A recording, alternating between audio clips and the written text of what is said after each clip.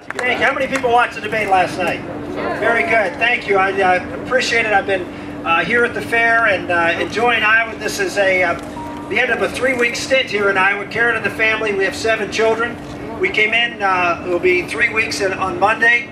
I've been to 51 cities and in a 2-week period of time, meeting with Iowans, doing exactly this. Meeting with Iowans, talking to Iowans about what their concerns are, what they're looking for. As I was walking my way up here, and I was on Jan Michelson's show earlier, talking to people, what I keep hearing is that a lot of folks are still undecided. A lot of folks still are looking at what kind of candidate, do we really are looking for. Now, let me tell you the feedback I got from the folks as I traveled around to the 51 cities in Iowa. And that is they're looking for a candidate who has a vision for this country, that's going to take us in a different direction, obviously, than the failed policies, the disastrous policies of President Obama. They're looking for someone that they can trust. Someone who will do what they say and follow through with it and be able to lead this country in a direction. Not just pound the table and say, I'll do this, but have a track record of actually following through with what they say and accomplishing it. Leadership, not showmanship. Someone who can get things done. And then finally, they're looking for someone who can win. One of the things that very, very practical Iowans is looking for someone who can actually win this election. I took on in a state that we haven't won since 1988 for president, we as Republicans. And I was able to win that state arguing on free market principles of healthcare against government control of healthcare. And I've never wavered one since. And I'll tell you how successful I was.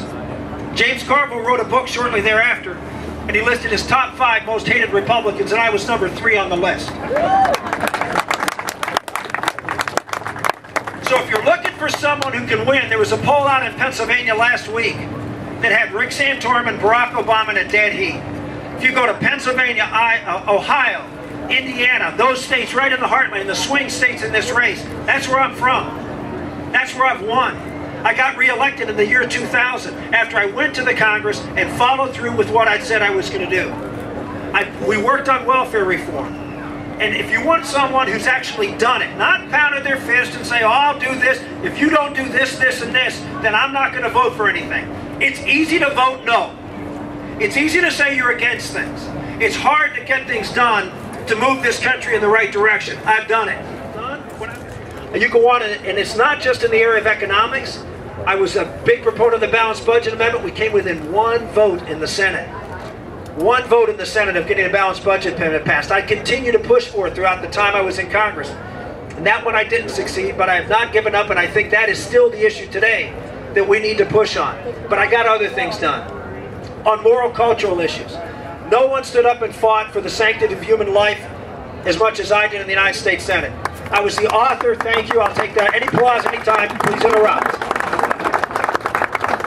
I was the author of the Partial Birth Abortion Ban Act. Again, an abortion measure that limited, that went at the heart of the abortion industry. Identifying what is in the womb, which is a child. We finally got this issue out before the American public. And guess what? Yes, Bill Clinton kept vetoing. We kept trying to override. But I got 12, 13 Democrats to vote for us. One by one. They didn't start out that way, but one by one they came over. Why? Because I went to the floor and pounded away. No one in this race has the national security experience I have. I served 8 years on the Armed Services Committee. And every one of those 8 years, I was chairman of a subcommittee. Brought a bill to the floor every one of those 8 years. And every time I was able to get bipartisan support for what I was doing, and it was moving the country from a Cold War force to a force that would beat the threat of terrorism before 9/11. I was ahead of the curve in doing what was right and reshaping our military.